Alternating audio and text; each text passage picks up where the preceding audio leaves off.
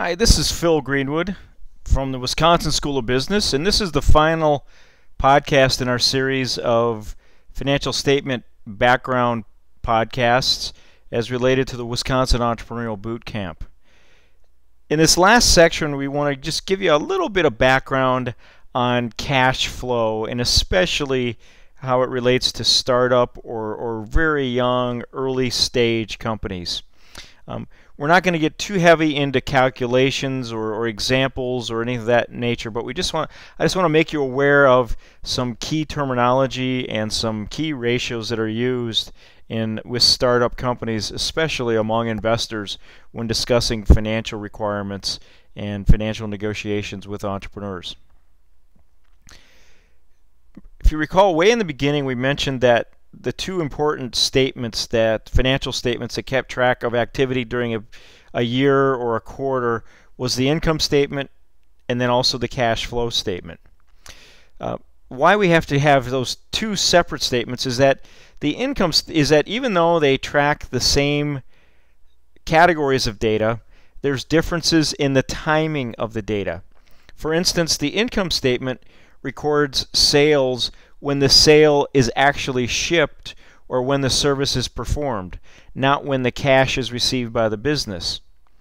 On the other hand, whenever there is an expense for, say, something like advertising, the company records the expense that it owes to the ad agency when the ad agency actually performs the service, not when the company pays the cash in the form of paying off an invoice.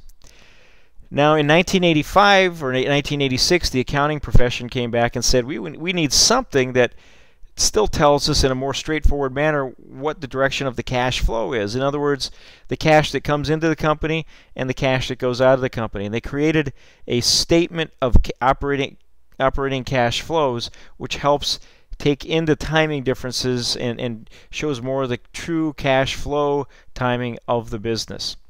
So as you can see on kind of this busy chart, it's kind of an outline of the breakdown of the cash flow statement and what goes into the three different components. The three components are the operating activities, which tries to reflect the cash flow related to the ongoing day-to-day sales and expenses of the company. The other component or activity is investing activities, which relates both to real and financial capital. And you can see the types of items that make that up. A good portion of it is in the purchase and sale of property, plant, and equipment, and things like that. And then finally, the third component is the financing activities. In other words, where's the money coming from when we sell stock or issue debt in the form of loans? Or where's the money going out of the company when we're actually buying back stock or buying a new company or repaying off a loan or paying dividends to our shareholders?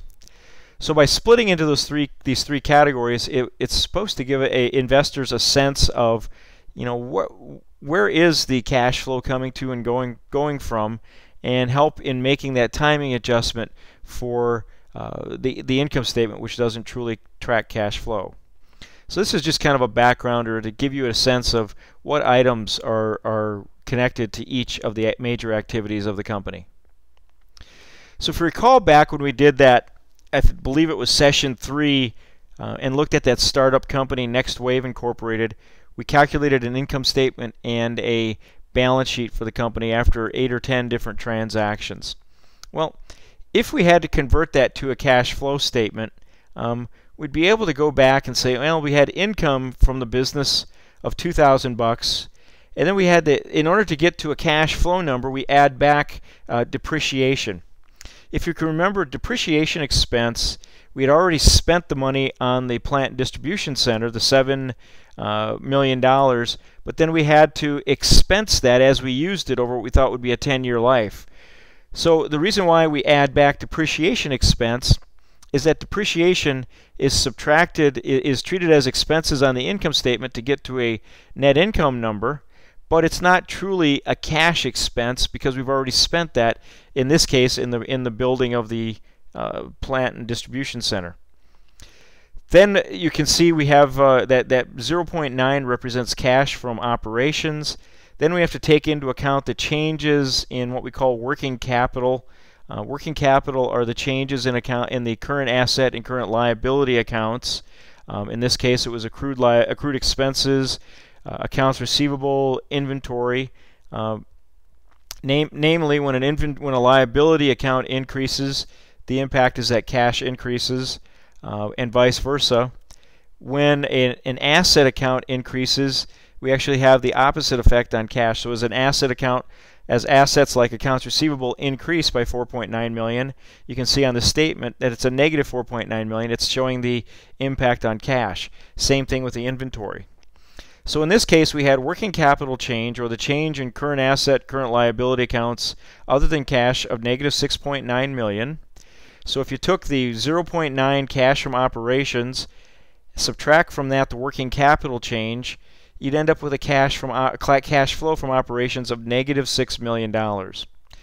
We then subtract out the purchase of fixed assets, add back the investing or the financing activities of common stock issuance, proceeds from the bank loan, and you can see, bottom line, we're able to explain what caused the cash to increase or decrease, in this case increase by $2 million from the beginning, from 0 to 2.0, and being able to compare that to what our actual income was.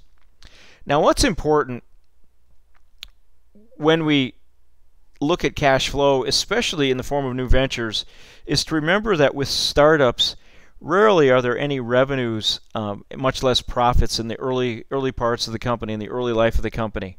And usually we have a lot of expenses, and many times the expenses are higher than planned, and so we see this tremendous increase in the early stages of expenditures.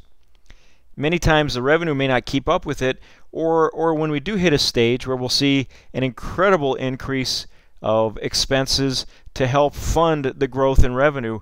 But needless to say, typically in the early life of a startup company, especially a high growth one, we end up spending a lot of money and are required to seek outside financing. So what are some ways that companies look at this? Well, this is just a graph that's from the book New Venture Creation, originally written by Jeffrey Timmons out of Babson University. And as you can see, the importance of why we want to know what our cash position is it comes in handy when the entrepreneur is bargaining with the investors, the bankers, and such. As you can see, when you look at the horizontal portion of this graph, that graph says time in months to OOC. What that means is how many months do we have until the company is OOC, or out of cash.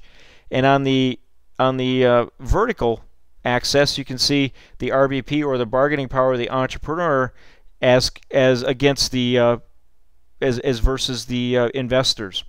And as you can see, when the company has little or no cash on hand, the bargaining power of the entrepreneur is little or no, the same as the poor cash position.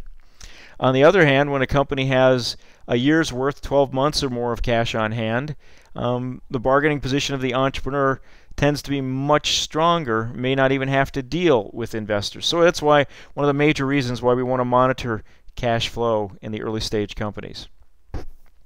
Three major things, or at least two major things, and then another acronym that goes with cash flow that we want to monitor is: one, the burn rate of the company; two, the OOC, which tells you how much time we have till we're out of cash; and then third, the TTC, the time to cliff, when the company actually fails. In the startup mode, we tend to want to monitor these three, or at least these top two ratios, very closely, many times wanting to know the cash position, if not on a monthly basis, sometimes even on a weekly and a daily basis. So what about the burn rate? Well, what the burn rate is simply taking what our cash from operating activities, which can be negative or positive, and that includes the income or loss, add back depreciation, offset by changes in working capital, gives us cash from operating activities, and you add or subtract any cash that comes from selling equipment or having to buy equipment. Now, in the early stage company, typically you're making capital equipment purchases for things like computers, machines, and such. Once you've added those two together to come up with a cash flow number, typically what we call a cash burn number in the early stage companies, we then divide that by the number of days over the period we've obtained the data from. And so in other words, if we have cash from operating activities and equipment purchases over a year's time, add those two together, divide that by the 365 days in a year, and what we'll be able to see is how much cash are we spending on a daily basis. Or in other words, what's our cash burn rate if we're spending more than we're bringing in. If we're actually generating cash, that's considered our cash generation or cash build rate. But what this tells us is how much cash are we spending on a daily basis, or in some cases you may only want to make it weekly or monthly, but it gives you a sense of how long will our cash last. Now, how do we determine how long our cash will last? We look at our OOC, or out of cash. We simply take the amount of cash we have on hand today, or whatever day is of the balance sheet date, and divide it by that daily burn rate we just calculated on the previous slide. Taking the dollars on hand divided by the dollars spent per day will give us a number of days that we have until we run out of cash. In other words, our OOC. As a company, you want to watch this because you typically want to monitor or maintain a position of having X amount of months of cash on hand. Many people try to maintain at least 12 months cash on hand in order to maintain that strong relative bargaining position.